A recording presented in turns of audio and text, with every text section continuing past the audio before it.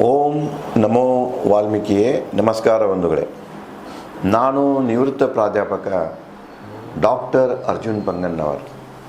ಹೇ ಸೀತಾರಾಮ್ ವಾಹಿನಿಯ ವಾಲ್ಮೀಕಿ ರಾಮಾಯಣ ಅಂದು ಇಂದು ಚಿಂತನ ಕಾರ್ಯಕ್ರಮದ 624ನೇ ಸಂಚಿಕೆಗೆ ತಮ್ಮೆಲ್ಲರಿಗೂ ಸ್ವಾಗತ. ಹಿಂದಿನ ಸಂಚಿಕೆಯಲ್ಲಿ ಹನುಮ ಹುಡುಕಿಕೊಂಡು ಸೀತೆಯನ್ನು ಗುರುಸ್ತಾನೆ. ಇವಳು ಸೀತೆಯಾಗಿರ್ಬೇಕಂತ ಹೇಳಿ ಆಕೆ ಕುಳಿತಂಥ ಗಿಡದ ಮೇಲೆ ಕೂತ್ಕೊಂಡು ಆಕಾರ ಸ್ನಾನ ಮಾಡಿಕೊಂಡು ಏನು ನಡೀತಿದೆ ಅನ್ನೋದನ್ನು ನೋಡೋ ಸಲುವಾಗಿ ಕುಳಿತಾನೆ. ಅಷ್ಟೊತ್ತಿಗೆ ರಾವಣ ತನ್ನ ಮಡದಿಯವರೊಂದಿಗೆ ಸೀತೆಗೆ ಭೇಟಿಯಾಗಿ ಬರ್ತಾನೆ. ಸೀತೆಯನ್ನು ಗದ್ದರಿಸ್ತಾನೆ.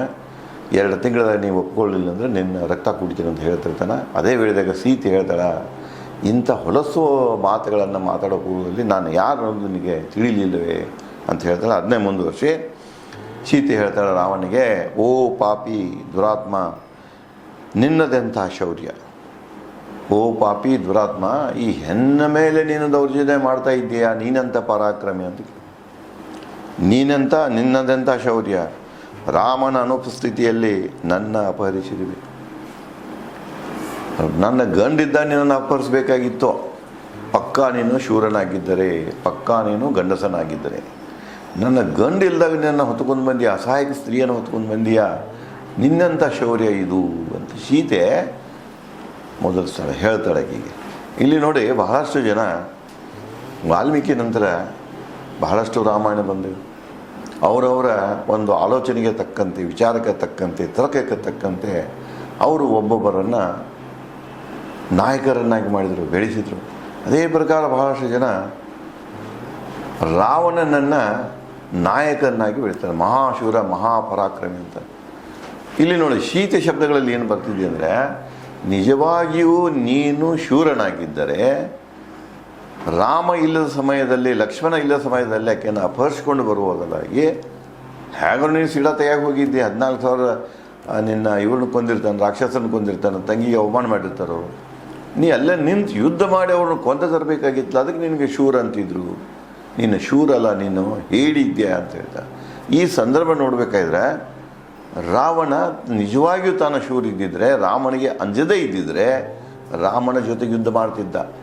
ಅವ ಯಾಕೆ ಆ ಕೆಲಸ ಮಾಡೋದಿಲ್ಲ ಅಂದ್ರೆ, ಮಾರೀಚ ಹೇಳ್ತಾನೆ ಅವನಿಗೆ, ಯಪ್ಪ ನಾನು ಅವನ ಕೂಡ ಎದುರ್ಸೇನೆ ಉಳಿದ್ದೇನ, ಅವನ ಮೂರ್ತಿ ಮಾಡ್ಕೊಂಡು ನಾನು ರಾಮನ ಜಪ ಮಾಡ್ತಾ ಇದ್ದೇನೆ, 1000 ಮಂದಿ ಹೆಣ್ತಿರೋದಾರ, ಅಲ್ಲೇ ನೀವು ಅವ್ರ ಸೀತೆ ಸುಖ ಕಾಣೋಗು, ಆ ಕೆಲಸ ಮಾಡೋಕ್ಕೆ ಹೋಗಬೇಡ, ಬಿಟ್ಟು ಬಿಡು, ರಾಮನ ಜೊತೆಗೆ ಸ್ನೇಹ ಬೆಳೆಸ್ಕೋ, ವೈರತ್ವ ಬೆಳೆಸ್ಕೋ ಅಂತ ಮಾರೀಚ ಹೇಳಿರ್ತಾನೆ. ರಾಮ ನಿನಗಿಂತ ಶೂರ ಅಂತ ಹೇಳಿರ್ತಾನೆ. ಅದರ ಪೂರ್ವದಲ್ಲಿ ಶೂರ್ಪಣಖ ಸಹಿತ ಹೇಳಿರ್ತಾಳೆ, 14,000 ಮಂದಿನ ಒಬ್ಬ ಕೊಂದನನ್ನ, ನೀ ಅವನಿಗೆಲ್ಲಕ್ಕೆ ಸಾಧ್ಯ ಇಲ್ಲ ಅಂತ ಆ ಮಾತನ್ನು ಅವಳು ಹೇಳಿರ್ತಾಳೆ. ಅಕಂಪನನ್ನು ಹೇಳಿರ್ತಾನೆ.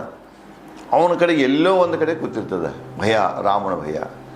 ಅದಕ್ಕೆ ಅವಳು ಹೇಳ್ತಾಳೆ, ನಿನ್ನಲ್ಲಿ ರಾಮನ ಭಯ ಇರ್ತಿದ್ದಿಲ್ಲ ಅಂದ್ರೆ ನೀನು ನೇರವಾಗಿ ಅವ್ರು ಇದ್ದಾಗ ಬಂದು ಒಯ್ತಿದ್ದಿ, ಈ ಮೋಸದಿಂದ ನನ್ನ ತರ್ತಿರಕ್ಕಿಲ್ಲ. ಅದಕ್ಕೆ ನಿನ್ನಂಥ ಶೌರ್ಯ ಅಂತ ಹೇಳ್ತಾಳೆ. ರಾಮನು ಯುದ್ಧ ಪ್ರಿಯ. ರಾಮ ಧರ್ಮಕ್ಕಾಗಿ ಯುದ್ಧ ಮಾಡುವಂಥ ವ್ಯಕ್ತಿ, ಯುದ್ಧ ಪ್ರಿಯನೋನು, ತ್ಯಾಗಿ, ಸತ್ಯವಂತ. ರಾಮನ ಸೇವೆ ಮಾಡಲು ನೀ ಅಯೋಗ್ಯನು.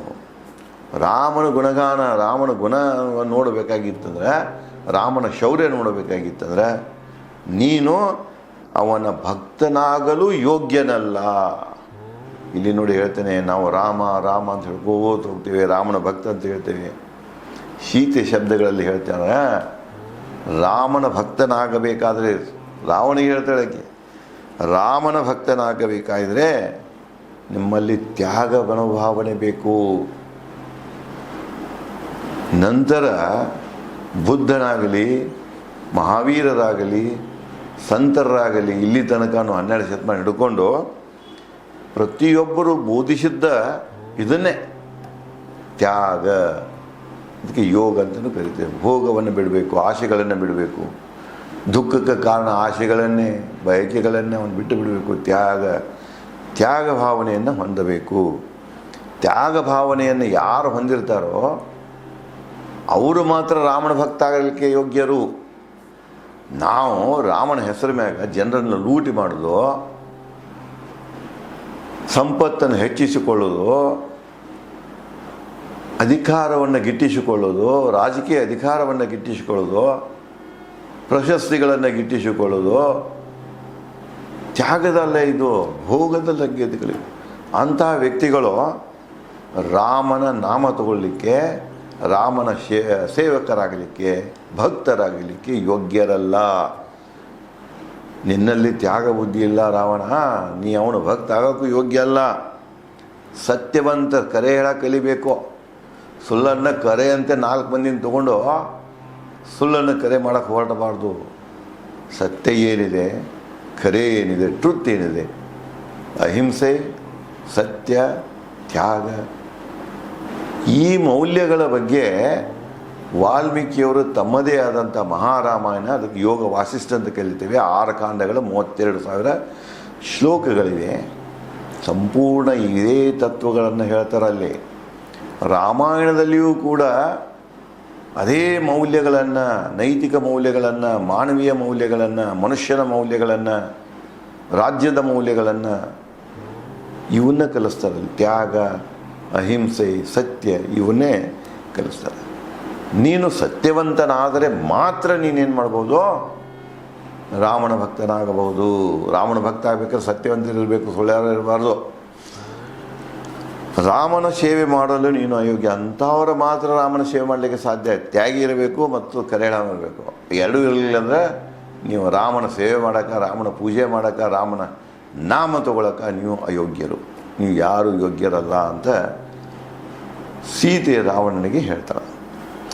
ಕೇಳಿ ಸೀತೆಯ ಕಾರ್ನುಡಿ, ಕಾರ ಹತ್ತಿ ಬಿಟ್ಟಿದಾಕಿ, ಆಕೆ ಕಾರ್ನುಡಿ ಕೇಳಿ ಸಿಟ್ಟಿಗೇರಿದ ರಾವಣ ಹೊಡೆಯಲು ಬಲಗೈ ಎತ್ತಿದ. ಭಯಂಕರ ಕೋಪ ಬಂತು, ಬಲಗೈಯಿಂದ ಆಕೆ ಹೊಡಿಬೇಕಂತ ಸೀತೆಗೆ ಕೈ ಎತ್ತಾನ. ಸ್ತ್ರೀಯರು ಸಮಾಧಾನಿಸಿದರು ತಕ್ಷಣ. ಅಲ್ಲೇ ನಾವು ಹೆಂಡತಿ ಒಂದು 100 ಮಂದಿ ಬಂದಿರ್ತಾರೆ 1000ದಾಗ. ಅವರು ಮುಂದೆ ಬಂದಾರ, ಏನು ಮಾಡ್ತಾರೆ, ರಾವಣ ಕೈ ಹಿಡಿತಾರೆ, ತಡಿತಾರೆ. ಅವನು ಸೀತೆ ಮ್ಯಾಗ ನೀನು ಹಲ್ಲೆ ಮಾಡಬೇಡ ಅಂತ ಒಂದು ಕ್ಷಣ ಅವನಿಗೆ ಸಮಾಧಾನ ಹೊಂದಲಿಕ್ಕೆ ತಡಿತಾರೆ. ಸ್ತ್ರೀಯರ ಮಧ್ಯದಿ ದೂರಿ ಬಂದಳು ರಾವಣನ ಧರ್ಮಪತ್ನಿ ಮಂಡೋದರಿ. ಮಂಡೋದರಿ ಕೂಡ ಅಲ್ಲಿರ್ತಾಳೆ. ಮಂಡೋದರಿ ಕೂಡ ಈ 100 ಮಂದಿ ಮಧ್ಯದಾಗಿರ್ತಾಳೆ. ಅವಳು ಮುಂದೆ ಬರ್ತಾಳೆ, ರಾವಣನನ್ನು ಸಮಾಧಾನ ಪಡಿಸ್ತಾಳೆ. ಪ್ರೀತಿದಿ ರಾವಣನಿಗೆ ಮಂಡೋದರಿ ನುಡಿದಳು. ಪ್ರೀತಿಯಿಂದ ಅವನ ಸಿಟ್ಟು ಕಡಿಮೆ ಮಾಡೋ ಸಲುವಾಗಿ, ಸಮಾಧಾನ ಮಾಡೋ ಸಲುವಾಗಿ ಮಂಡೋದರಿ ತನ್ನ ಗಂಡನಾದಂಥ ರಾವಣನಿಗೆ ಹೇಳ್ತಾಳೆ, ಧರ್ಮಪತ್ನಿಗೆ. ಉಳಿದವರೆಲ್ಲ ಉಪಪತ್ನಿಯರು, ಒಂದು 1000 ಮಂದಿ ಇರ್ತಾರೆ. ಮಹಾ ಇಂದ್ರ ಸಮ ವಿಕ್ರಮ ನೀನು. ಮತ್ತು ಹೊಗಳ್ತಾಳೆ, ನೋಡಪ್ಪ ನೀನು ಮಹಾ ಇಂದ್ರನ ಸಮ ಇದೆಯಾ, ವಿಕ್ರಮ ಇದೆಯಾ, ವಿಜಯ ಯಾವಾಗಲೂ ವಿಜಯ ಅಂದರೆ ನಿನ್ನನ್ನು ಯಾರೂ ಸೋಲಿಸಿಲ್ಲ. ಸೀತೆ ಅಗತ್ಯವೇನು ನಿನಗೆ? ನೋಡಿ ಹೆಣ್ಮಗಳಾಕೆ ಎಷ್ಟು ಸಮಾಧಾನದಿಂದ ಹೇಳ್ತಾಳೆ. ಸೀತೆ ಅಷ್ಟೇ ಸುಂದರ, ಮಂದೋದರಿ ಇರ್ತಾಳೆ. ಅಲ್ಲಿ ಏನೊಂದು 1000 ಮಂದಿ ಹೆಣ್ಗಂಡು ಇರ್ತಲ್ಲ, ಎಲ್ಲರೂ ಬೇರೆ ಬೇರೆ ಪ್ರಭೇದಗಳಿಂದ ಬಂದಿರ್ತಾರೆ. ಕೆಲವೊಂದು ಗಂಧರ್ವರು ಇರ್ತಾರೆ, ಕೆಲವೊಂದು ವಿದ್ಯಾಧರರು ಇರ್ತಾರೆ. ಭೂಮಿ ಮ್ಯಾಗ ಎಷ್ಟು ಮಾನವ ಪ್ರಭೇದಗಳಿವೆ, ಆ ಎಲ್ಲ ಪ್ರಭೇದಗಳಿಂದ ಇದ್ದಂಥ ಚಂದದ ಹೆಣ್ಣು ಮಕ್ಕಳು ಯುವತಿಯರು ರಾವಣನ ಹೆಂಡರು, ಉಪಪತ್ನಿಯರಾಗಿರ್ತಾರೆ. ಬಲವಂತವಾಗಿ ಮಾಡ್ಕೊಂಡಿರ್ತಾನೆ. ಆಕೆ ಹೇಳ್ತಾಳೆ, ಅಕ್ಕಿ ವಯಸ್ಸಿನಷ್ಟು ಆಕಿವ ನಾ 24-25 ಅಂಥ ಯುವತಿಯರು ಇಲ್ಲಿ ಇರ್ತಾರೆ. ಇಲ್ಲಿ ಎಲ್ಲರೂ ಇದ್ದಾರೆ. ಸೀತೆದು ಏನು ಅಗತ್ಯ ಇದೆ, ಯಾಕೆ ಸೀತೆಯಿಂದ ಬೆನ್ನು ಹತ್ತಿದೆ ಅಂತ ಹೇಳಿ ಮಂದೋದರಿ ರಾವಣನಿಗೆ ಕೇಳ್ತಾಳೆ. ಓ ಮಹಾರಾಜನೇ, ದೇವ, ಗಂಧರ್ವ, ಯಕ್ಷ, ಸುಂದರ ಸ್ತ್ರೀಯರು ನಿನ್ನ ಸಂತೋಷಕ್ಕಿರುವಾಗ ಸೀತೆಯ ಅಗತ್ಯವೇನು? ಇವರು ಸುಂದರ ಸ್ತ್ರೀಯರನ್ನ, ಸೀತೆಯೂ ಸುಂದರ ಸ್ತ್ರೀ. ಇವರಲ್ಲಿ ಇಲ್ಲದ ಸೀತೆಯಲ್ಲಿ ಏನೇ ನೀನು ಕಾಣಿದೀಯಾ, ಯಾಕೆ ಸೀತೆ ಬೆನ್ನತ್ತಿದೆ ಅಂಥೇಳಿ ಮಂದೋದರಿ ರಾವಣನ ಪ್ರಶ್ನೆ ಮಾಡ್ತಾಳೆ, ಕೇಳ್ತಾಳೆ.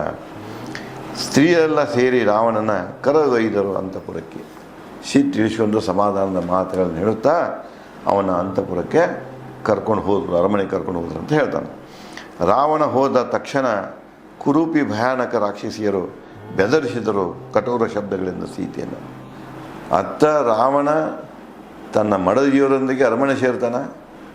ಇವರೇನು ಭಯಾನಕ ರಾಕ್ಷಸರು ಇರ್ತಾರೆ, ಹೋಗುವಂದು ಹೇಳೇ ಹೋಗಿರ್ತಾನೆ. ನಾವು ಇವರನ್ನು ಒಪ್ಪಿಸೋ ಸಲುವಾಗಿ ನೀವು ಏನು ಉಪಯೋಗ ಮಾಡ್ತೀರಿ ಮಾಡ್ರಿ, ಎಲ್ಲ ತಂತ್ರ ಕುತಂತ್ರ ದಂಡ ಮಾನ ಏನು ಶಿಕ್ಷೆ ಉಪಯೋಗ ಮಾಡ್ತೀರಿ ಮಾಡಿರಿ, ಯಾಕೆನ್ನ ಪಳಗಿಸ್ರಿ ಅಂತ ಹೇಳಿ ಅವರಿಗೆ ಸ್ವಾತಂತ್ರ್ಯ ಕೊಟ್ಟು ಹೋಗಿರ್ತಾನೆ.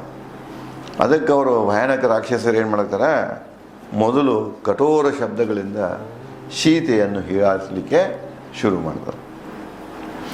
ರಾಕ್ಷಸಿಯರ ಹುಲ್ಲಿನ ಗರಿಯಂಥ ಹಿಂಸಕ ಶಬ್ದಗಳ ಸೀತೆ ಮೇಲೆ ಬೀರಲೆಲ್ಲ ಪರಿಣಾಮ. ರಾಕ್ಷಸಿಯರೇನು ಪದೇ ಪದೇ ಬೇಯಲಿಕ್ಕೆ ಶುರು ಮಾಡಿದ್ರಲ್ಲ, ಈ ಹುಲ್ಲಿನ ಗರಿ ಹೆಂಗಿರ್ತದಲ್ಲ, ಏನೇ ಬಂದು ಹಾದ್ರೂ ಬಿದ್ದುಣಿಸ್ಕೈತೆ ಅದಕ್ಕೇನೂ ಅನಿಸೋದಿಲ್ಲ. ಹಂಗೆ ಇದೇನಾದ್ರು ಇವರೆಲ್ಲ ಬೆದರಿಸುವ ಮಾತುಗಳು, ಹೀಯಾಳಿಸುವ ಮಾತುಗಳು ಸೀತೆಗೆ ಯಾವುದೇ ಪರಿಣಾಮವನ್ನು ಬೀರುವುದ, ಸೀತೆ ಮನಸ್ಸನ್ನು ಬದಲು ಮಾಡುವುದಿಲ್ಲ. ಇದು ಅಲಂಕಾರ ಇದೆ.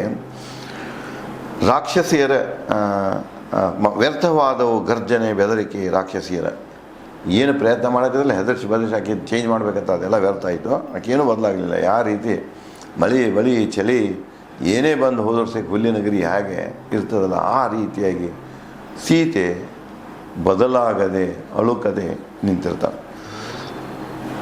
ಹಿಂದೆ ಸರಿಯಲಿಲ್ಲ ಸೀತೆ ತನ್ನ ನಿಲುವಿನಿಂದ, ಮನಸ್ಸನ್ನು ಬದಲಿಸ್ಕೊಳ್ಳಲಿಲ್ಲ ಆಕೆ. ಮಲಗಿದರು ರಾಕ್ಷಸಿಯರು ಸೀತೆ ಸುತ್ತಮುತ್ತ. ರಾತ್ರಿ ಆಯಿತು ಮತ್ತು ಆಕೆ ಸುತ್ತಮುತ್ತ ರಾಕ್ಷಸಿಯರು ಮಲ್ಕೊಂಡ್ರೆ. ಶೋಕದಿ ಸೀತೆ ಮಗ್ನನಾದಳು ರಾಮನ ಧ್ಯಾನದಲ್ಲಿ.